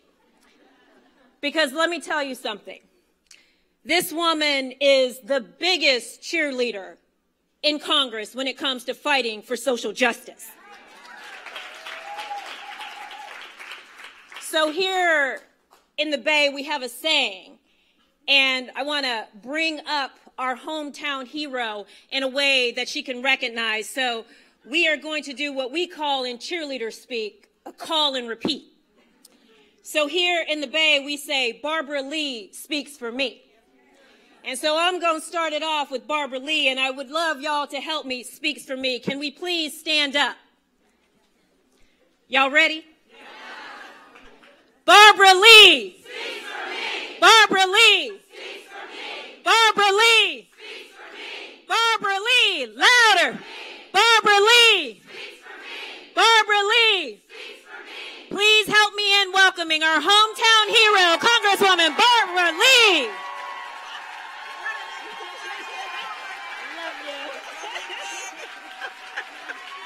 Wow.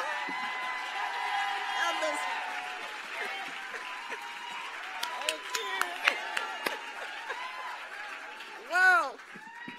What an introduction, Kimberly. Let me just thank you so much for that very spirited She the People introduction. But also, I just want to thank, where's Kimberly? I just want to thank you for really making our California democratic and more inclusive and being such an unbelievable leader.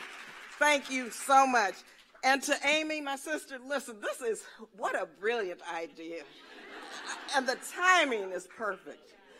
It gives those of us, all of us, so much inspiration, and it gives us what we need to keep moving forward to November and beyond. So give Amy and the steering committee and Kimberly and everyone a round of applause. And I just want to say, I think Pramila had to leave, but let me tell you, Pramila has changed the conversation even in the Progressive Caucus. Even in the Progressive Caucus. She has been phenomenal. She's fighting for rational national defense. She's fighting for our children, as you know, and our families, and she has really come to Congress and hit the ground running. And I know you're proud of her, but I just wanted to say to Pramila, and also to Deb, I know who was here earlier, and Rashida, I mean, what a difference this election is making for women and for families and for children around the country. So thank you all very much for inviting them today, but also for supporting them. And as Pramila said, we have so many phenomenal women running for the House of Representatives this year. So the power of women of color will help regain the soul of America. I am convinced of that. I am convinced of that. We're the backbones of our families and the foundation of our communities. And so not only are we smart, we do the work. The work of organizing, the work of activism, the work of running for office.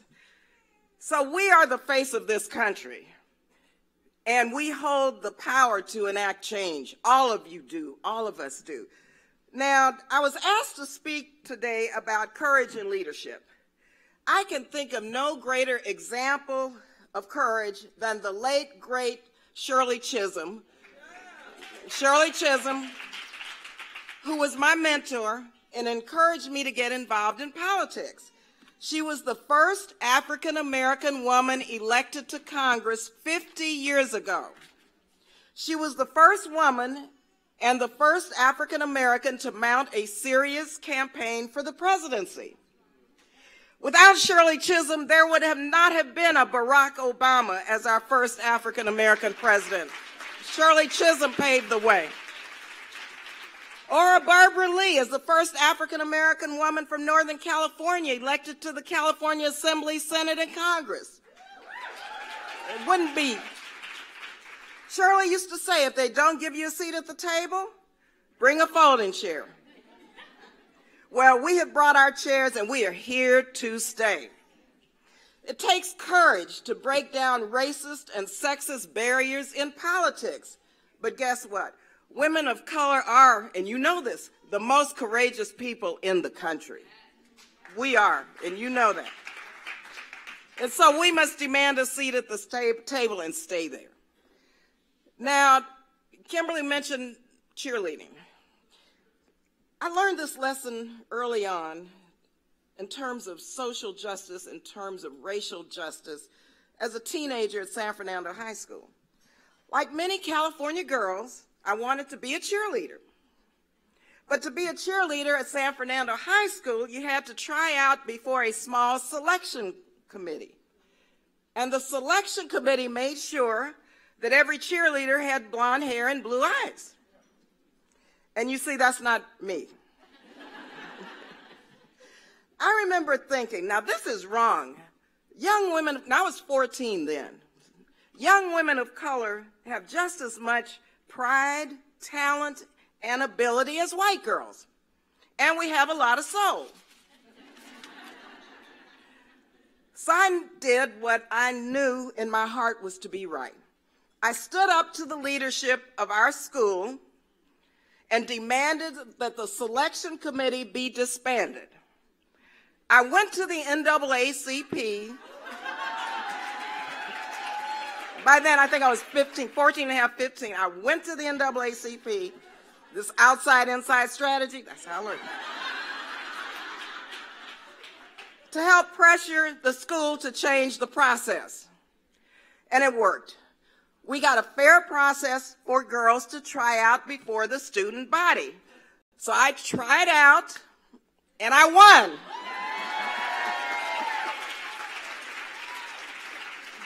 Now, that was my first election, and I became the first African-American cheerleader at San Fernando High School. Now, people at the time told me that it took courage to call out this injustice, but I thought it was just, I wanted to do this. But I didn't do it just for myself, because I knew it wasn't just for me. It was for creating opportunities for other girls of color. And that year, when I became cheerleader, we also elected our first Asian American cheerleader at San Fernando High, Jeannie Tanaka. That happened that first year. And then a Latina was elected. So that's what women of color do. We open doors so other women can walk through. That's what we do. But that lesson stayed with me when I went to school at Mills College, my undergraduate college, just across the bay. I was a young single mom on public assistance and food stamps at the time. I was active in the community, serving as president of the Black Student Union, volunteering with the Black Panther Party, Wakanda Forever, yes, and raising two phenomenal little boys, grown men now. My professor in our government class assigned us to do field work on a presidential campaign. It was George McGovern, Hubert Humphrey, and Ed Muskie. They were the candidates. And my mind was already made up. I was going to flunk this class. No way was I going to work for any of them.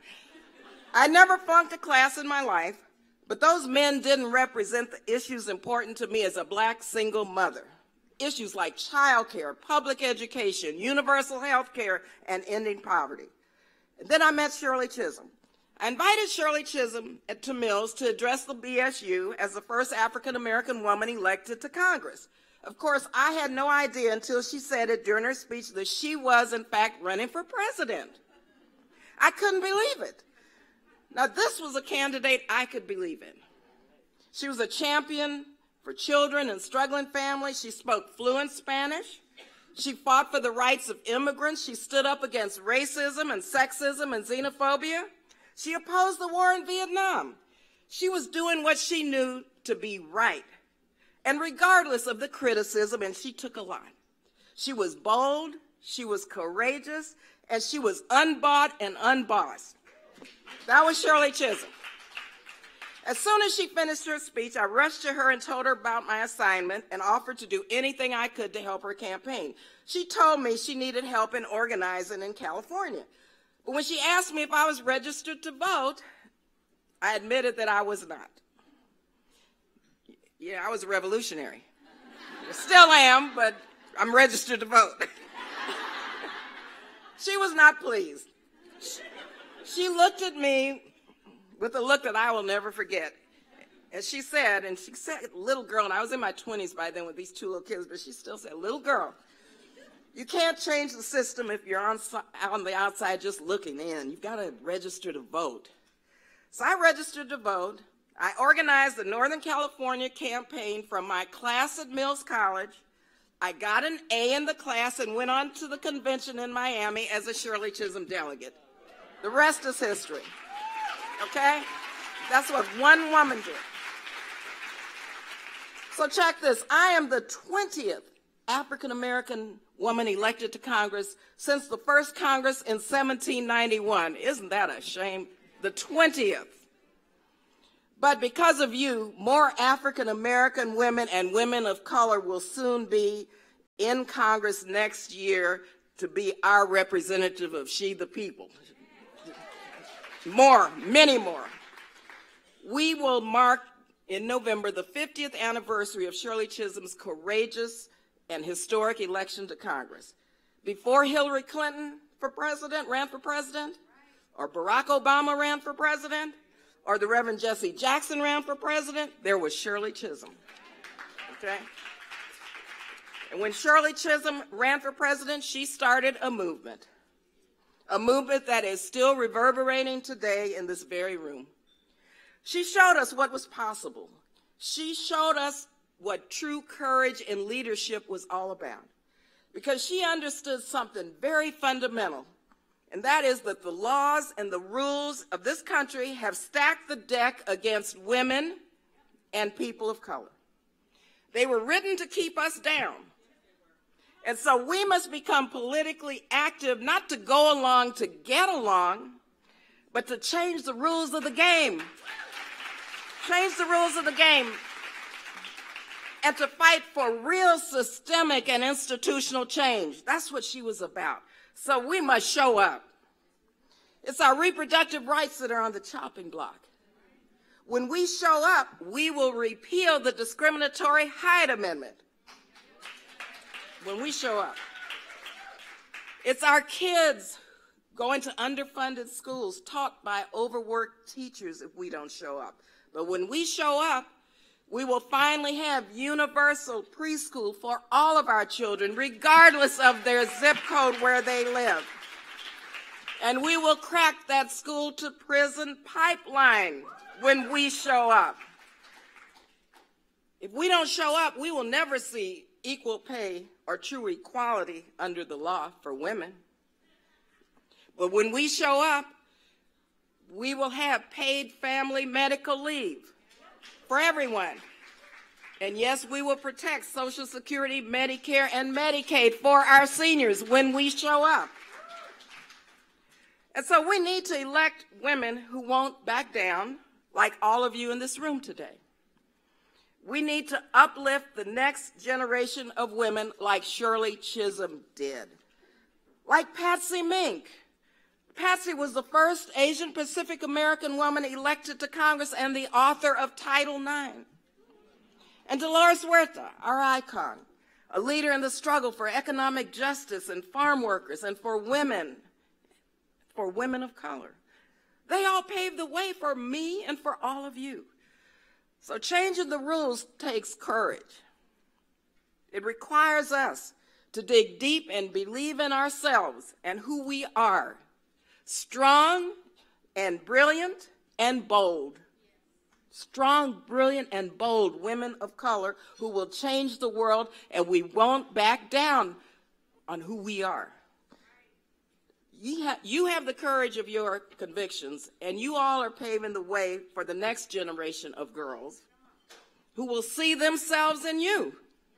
This is generational. You are changing the face of politics and policy. You are changing the world. And so I want to thank you for being here today. And I want to thank you all for your courage and thank you for your leadership, because make no mistake, women of color We are the blue wave. We are the blue wave. So take pride in that. Know your power. And come November, if we do our work, the world will see us and our power. They'll see our power like they've never seen it before. So thank you all. Thank you, Amy, again. Thank you, She the People. And as we say in my district, stay woke. Stay woke. Stay woke.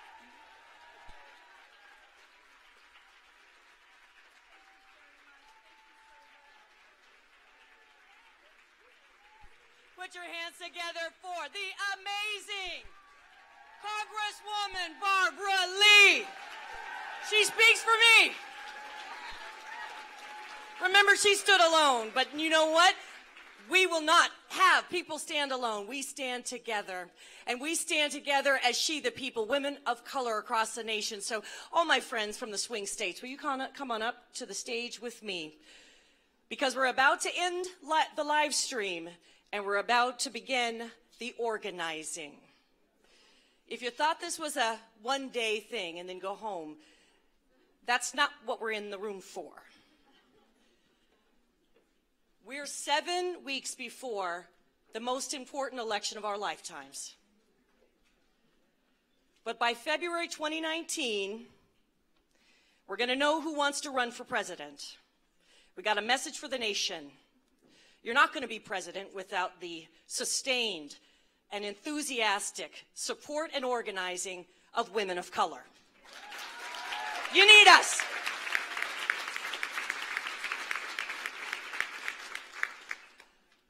And so I want to tell you what we're going to do for the next couple of hours, if you'll do it with me. Because we have things, if you look at your Twitter feed or Facebook, it's like every day there's some new assault. But we don't want to lose our strategic eye. So this room and the people on the live stream represent a new, powerful network. We are the people who are the organizers, the candidates. We are the leaders who will govern. We are the people that will drive money and resources into a strategy to win. And it needs to be led by women of color. So here's what we're going to do. We're going to go downstairs where we set up a number of tables. We have our leaders from the Midwest, Ohio, Michigan, Texas, Virginia, and Virginia. And Virginia. These women are from swing states. You know what that means, right? We have everything we need to win in swing states. We have everything we need to organize, but we need you. So let's do some things. She the People was never intended to be a one-day summit, although I love you all and you're so beautiful. She the People is deeply strategic and powerful. And we need to work with you to organize in your own communities and states. I have women from swing states here because that's a strategic focus, but we need women of color to be organized in every state represented in this room. So my request as we go forth is to be part of our network, to help organize our network. If you haven't done so already, when you go downstairs, you're going to get a sheet of paper about your commitments to organizing and helping us win, not just in 7 weeks. We're bigger than an election. Do you get this? It's not about an election. We're bigger than that. We have the values of love and justice and belonging and democracy. We're working on a long-term game. When Shirley Chisholm started 50 years ago, she wouldn't have imagined maybe that she would inspire this room, but she has. And so let's take a moment downstairs. When you get your organizing instructions, meet one of these women at the tables for the swing states or start your own. I don't have to tell you how to organize. This is a room full of organizers. And we have some things to do. But most importantly, in the town hall meetings that we want to have in swing states in 2019 to elevate and solidify the political power and leadership of women of color. That's the goal. We will also hold the first presidential forum focused on women of color, the first one in history, and I need you with me.